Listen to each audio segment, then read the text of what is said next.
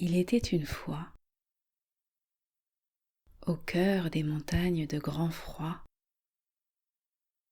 une petite fille prénommée Ava. Ava vivait là, au milieu des forges qui avaient perdu leur éclat, avec sa maman et son papa. Chaque matin, lorsqu'il partait, celui-ci disait à Ava: « Mon petit trésor à moi, ce soir, assurément, tu me reverras. » Mais un matin, alors qu'il n'était déjà plus là, un vent glacial se leva. Et toute la journée, sur le village d'Ava, ce vent souffla, souffla, souffla. Si bien que ce soir-là, le papa d'Ava, retenu bien au-delà des montagnes de grand froid, ne rentra pas. La nuit venue, l'orage éclata et le vent glacial s'engouffra dans toutes les maisons du village d'Ava. Au petit matin, ce sont toutes les petites filles que l'on retrouva givrées de froid, incapables de bouger jusqu'aux petits doigts. Lorsque la maman d'Ava constata avec effroi que le corps de sa petite fille ne lui répondait pas, elle sentit le sol s'effondrer sous ses pas. C'est à ce moment-là qu'à la porte on frappa.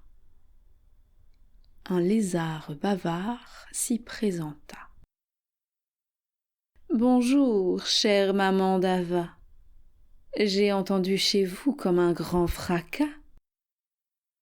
Laissez-moi vous aider et dites-moi ce qui se passe là. » « C'est ma petite fille, Ava. Depuis le passage du vent glacial, je vois bien qu'elle ne se réveille pas. »« Laissez-moi l'emmener avec moi. J'ai de quoi la réchauffer, à seulement quelques pas de là. Ainsi revigorée, c'est une toute nouvelle Ava qui vous reviendra. » La maman d'Ava n'eut pas le temps d'énoncer son choix. Le lézard partait déjà, avec la petite fille gelée sous le bras. Mais à quelques pas de là, lorsque de son antre il approcha, l'odeur putride qui s'en dégagea fit revenir à ses esprits la pauvre Ava. Pénétré de l'humidité qui ruisselait sur les parois, tout son squelette trembla et la réveilla. À la fois terrorisée et fascinée par ce nouvel endroit, Ava chercha toutefois à se dégager de ses bras qu'elle ne connaissait pas. « Pas si vite, ma petite. Je n'ai même pas encore préparé mon bois. Bientôt, je vais faire pour toi le plus beau des brasiers, tu verras. » Ava sentit alors le danger poindre sous cette voix, et prise au piège, elle comprit que de ce gouffre, elle ne ressortirait pas.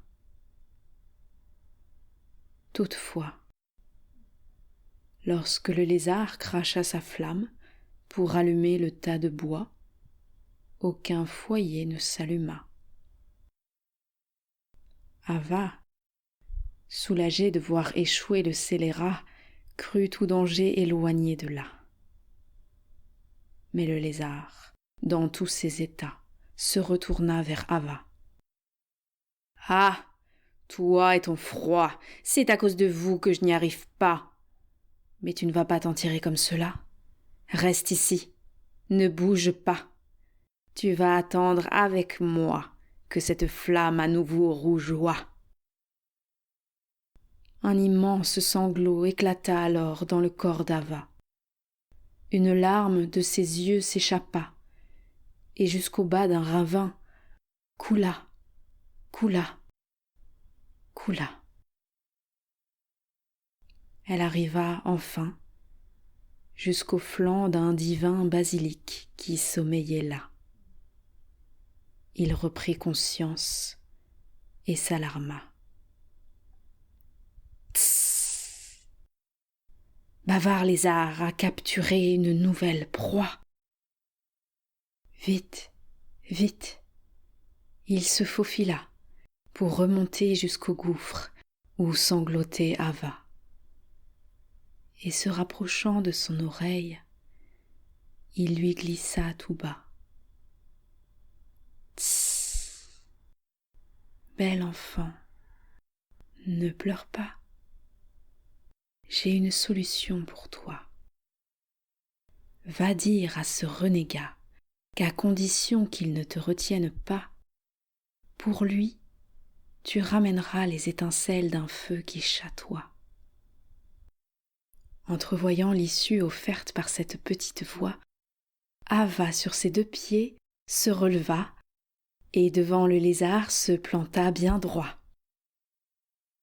Bavard Lézard, laisse-moi sortir de là et j'irai chercher la flamme que tu n'as pas.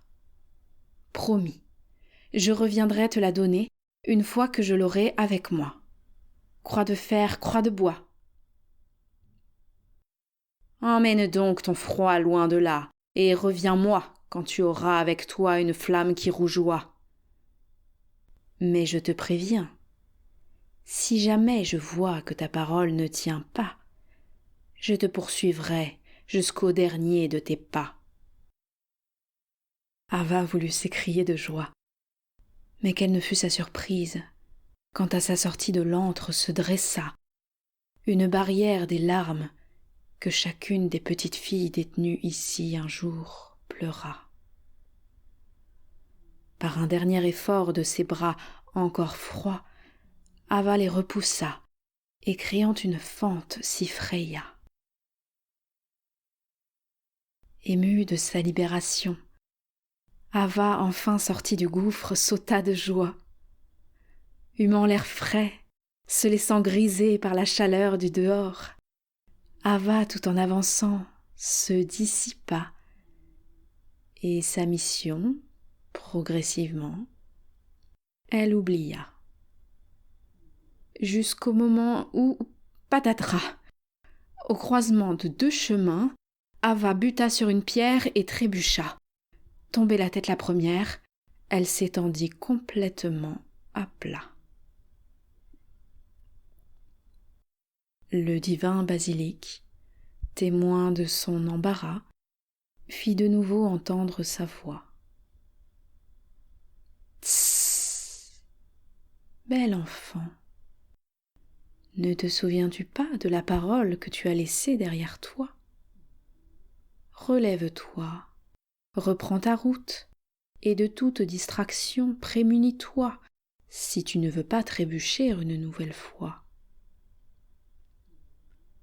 Ava se remit donc en route, et chemina, chemina, chemina. Où trouverais-je une flamme digne de ce nom-là ? Ne trouvant pas la réponse, ses yeux au ciel, elle leva. Et lorsqu'elle y aperçut le soleil toujours là, Ava s'écria « Voilà !» Et branle-bas de combat, dans une course effrénée, Ava s'élança, sans discontinuer, sans ralentir, sans s'arrêter.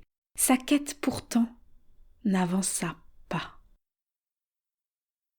Bientôt, Ava ne put qu'assister à l'épuisement de ses jambes et de ses bras. Enfin, son corps lâcha et de nouveau Ava s'immobilisa.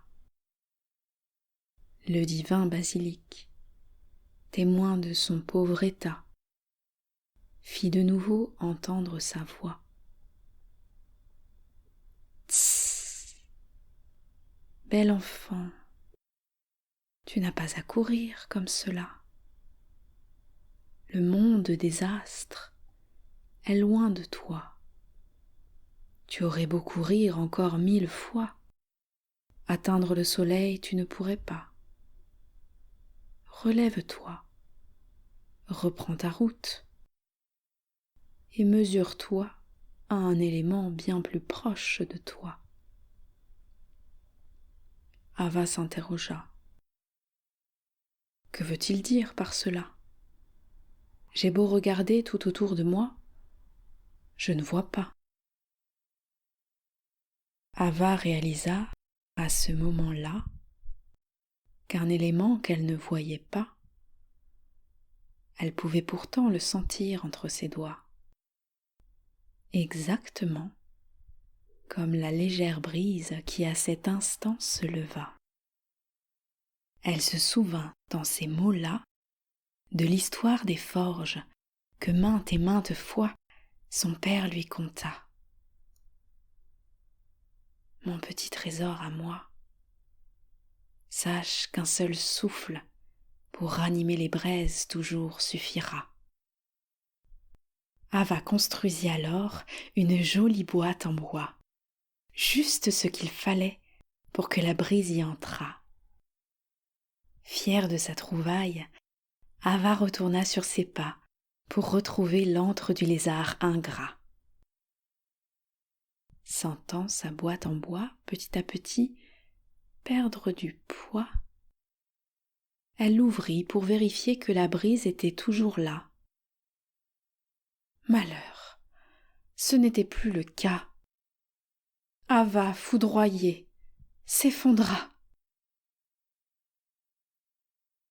Le divin basilic, encore témoin de son intense émoi, lui dit cette fois: Tss, bel enfant, ne te décourage pas. L'élément est le bon, mais le moyen de le transporter ne l'était pas.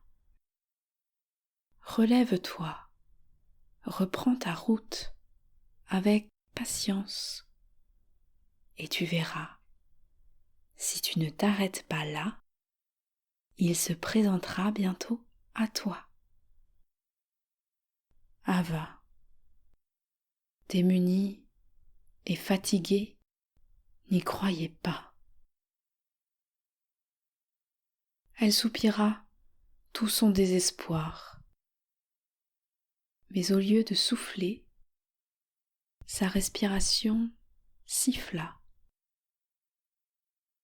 C'est alors qu'un hennissement brisa le silence qui entourait Ava, et la petite fille se retourna. Une monture ailée d'une robe blanche à l'infini éclat se dirigeait bien vers elle, et à grands pas. Intimidée, Ava recula,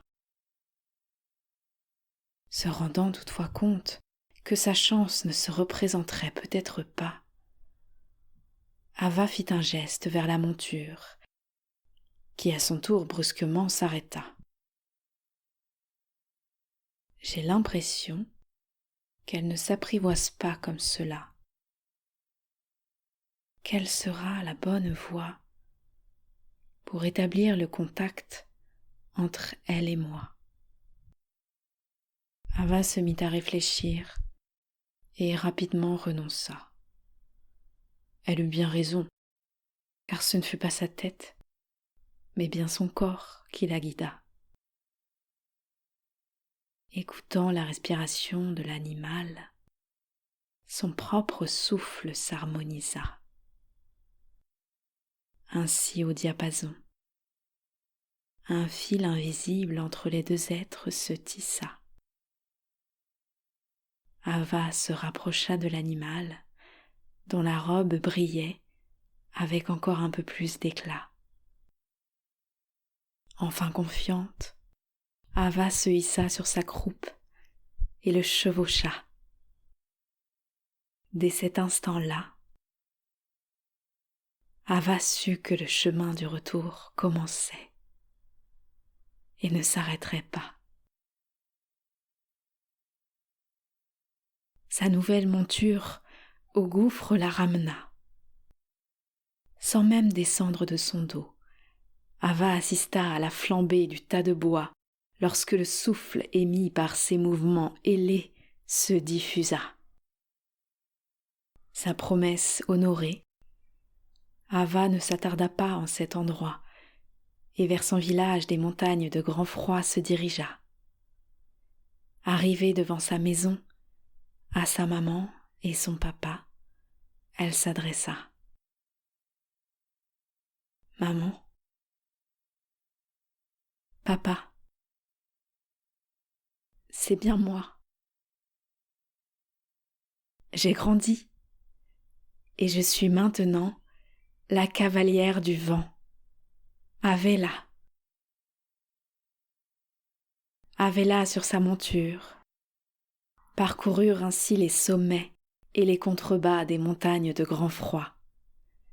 Dans chacune des forges, animées d'un nouveau souffle, le feu à nouveau flamboya.